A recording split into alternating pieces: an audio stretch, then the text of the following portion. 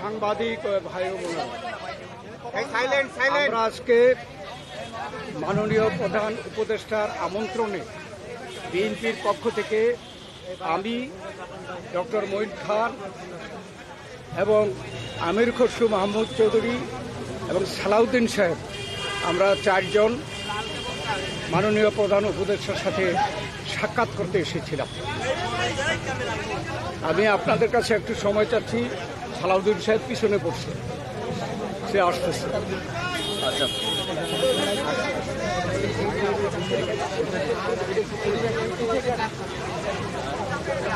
সালাউদ্দিন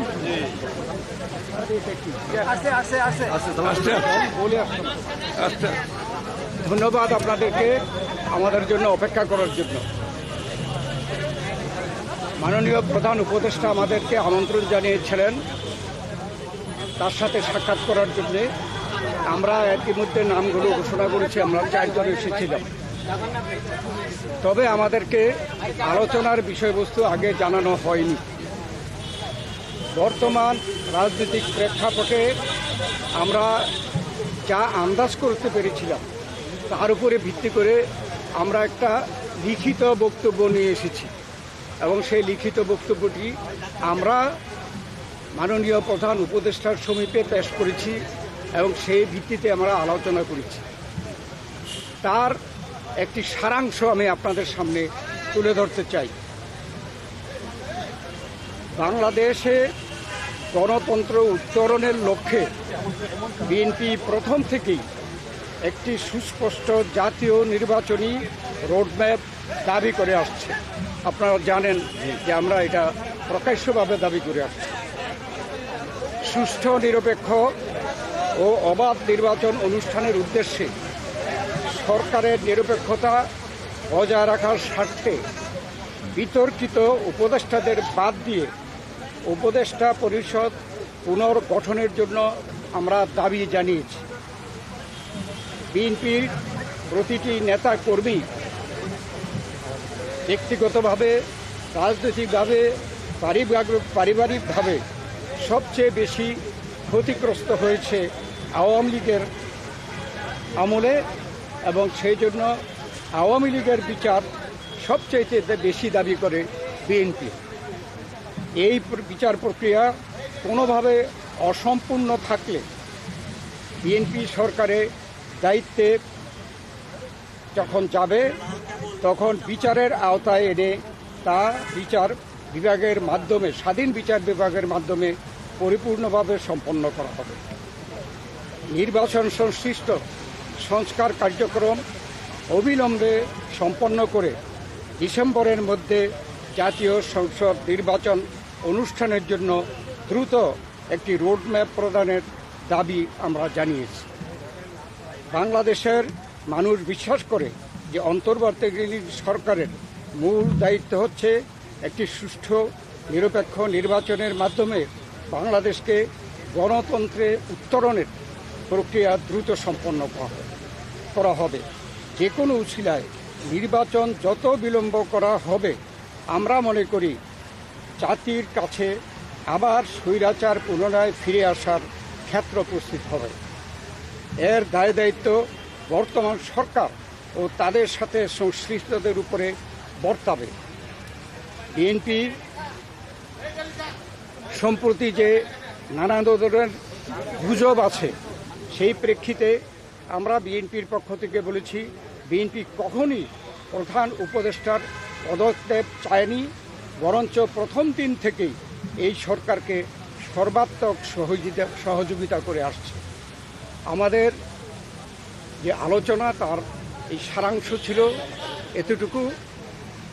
আপনাদের সকলকে ধন্যবাদ। আপনারা সরকারের তরফ থেকে কোনো সুনির্দিষ্ট রোডম্যাপের আশ্বাস পেয়েছেন কিনা? আপনারা যে দাবি জানিয়েছেন, ওনারা কি বলেছেন সেটা পরে? আমাদের যে আলোচনার মধ্যে আসছে সংস্কার, বিচার এবং নির্বাচন মূল। আমরা বলেছি একটার সাথে আরেকটার কোনো সম্পর্ক নাই, কেননা সংস্কার চলমান বিষয়, এটা চলতে থাকবে। আমরা আশা করেছি এই সরকার সকলের সাথে ঐক্যমতের ভিত্তিতে একটা সংস্কার প্রস্তাব দেবে সেটা চলমান থাকবে এবং আমরা যদি ভবিষ্যতে জনগণ আমাদেরকে ক্ষমতায় বসায় আমরা সেই সংস্কার চলমানভাবে আমরা সংস্কার বাস্তবায়নের আমরা প্রচেষ্টা নেব।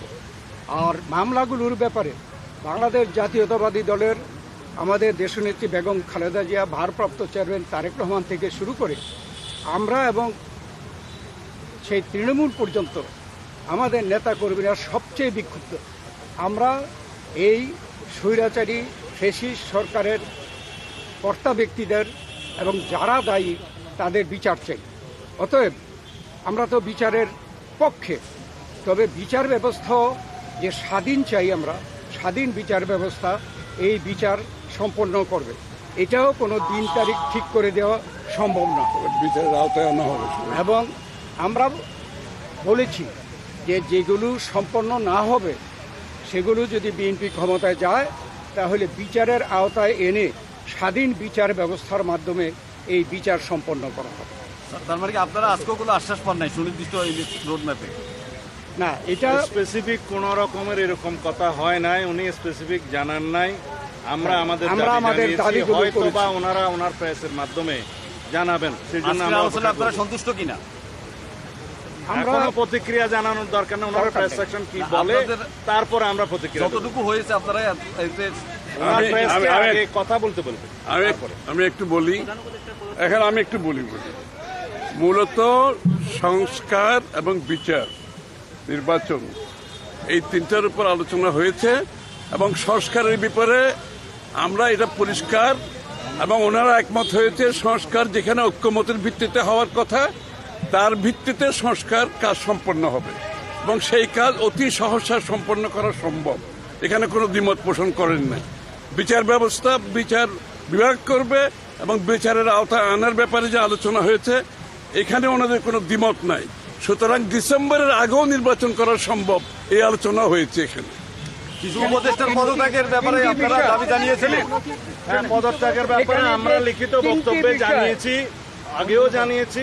নিরাপত্তা উপদেষ্টা এবং আর দুইজন ছাত্র উপদেষ্টা যাদের কারণে এই সরকারের নিরপেক্ষতা ক্ষুণ্ণ হচ্ছে তাদেরকে বাদ দেওয়ার জন্য আমরা আজকেও লিখিত বক্তব্য আমরা দিয়েছি। ওনারা কোনো আশ্বাস বা কিছু দিয়েছে? সেই আশ্বাস ওনারা দেখবেন, আমরা আমাদের বক্তব্য দিয়েছি। Thank you, thank you. যে তিনটি বিষয় নিয়ে আমরা কথা বলেছি আপনারা শুনেছেন, সংস্কার, বিচার এবং নির্বাচন। আমরা স্পষ্ট ভাষায় বলেছি যে দে আর মিউচুয়ালি এক্সক্লুসিভ, একটার সঙ্গে আরেকটার কোনো সম্পর্ক নেই এবং যদি দ্রুত নির্বাচন দেওয়া হয়, আমরা স্পষ্ট ভাষায় বলেছি আজকে বাংলাদেশের যে নৈরাজ্য হচ্ছে, যে আইন শৃঙ্খলা পরিস্থিতির অবনতি হচ্ছে, এক অ্যানাউন্সমেন্টের ফলশ্রুতিতে বাংলাদেশের শান্তি, শৃঙ্খলা এবং গণতন্ত্র ফিরে আসবে। থ্যাংক ইউ, ধন্যবাদ সবাইকে।